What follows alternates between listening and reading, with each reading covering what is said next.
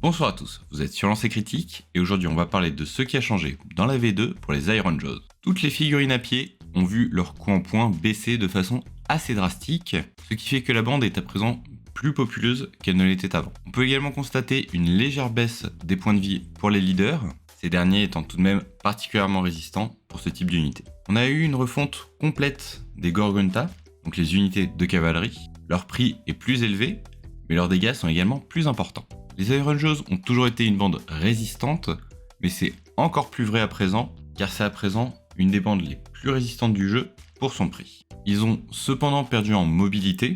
L'aptitude WAG, qui donnait du mouvement à toutes les figurines, donne à présent que la moitié de la valeur de l'aptitude au lieu de la valeur totale. Et la version améliorée, la puissante WAG, ajoute de façon fixe 3 au mouvement des unités au lieu de la valeur de l'aptitude. Ils ont gagné cependant une réaction qui va leur permettre de faire un petit peu de mouvement.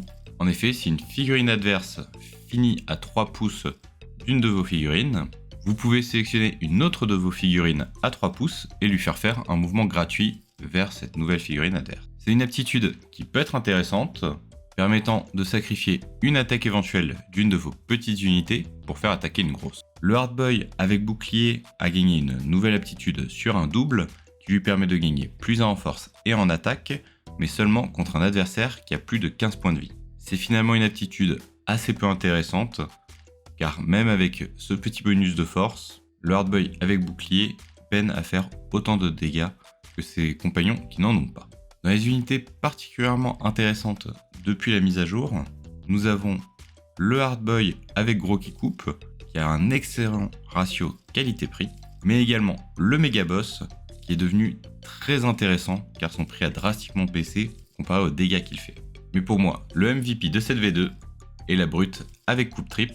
Cette dernière a vu son prix baisser, sa portée s'allonger, mais surtout les brutes ont une nouvelle aptitude sur un triple qui fait que toutes les figurines à 3 pouces de la brute et ayant moins de 14 points de vie ne comptent pas pour le contrôle des objectifs. Et je trouve cette aptitude extrêmement puissante et change vraiment la donne pour beaucoup d'unités. Ça peut totalement casser une stratégie adverse.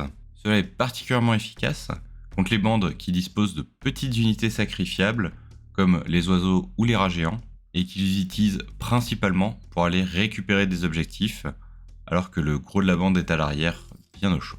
Actuellement, si je voulais me faire une bande Iron Jaws, je prendrais un Megaboss, un Gorgunta avec qui coupe, 2 Hardboy avec gros qui coupe, et finalement 2 brutes avec coupe trip. Ou alors, pour une bande plus populeuse, un Warchanter, 5 Hardboy avec gros qui coupe, et 3 brutes avec paire de qui coupe. Et merci à tous de m'avoir suivi pour ce nouvel épisode sur Lancer Critique. Merci tout particulièrement à mes tipeurs, et je vous dis à la semaine prochaine pour plus de Warcry. Tout de suite.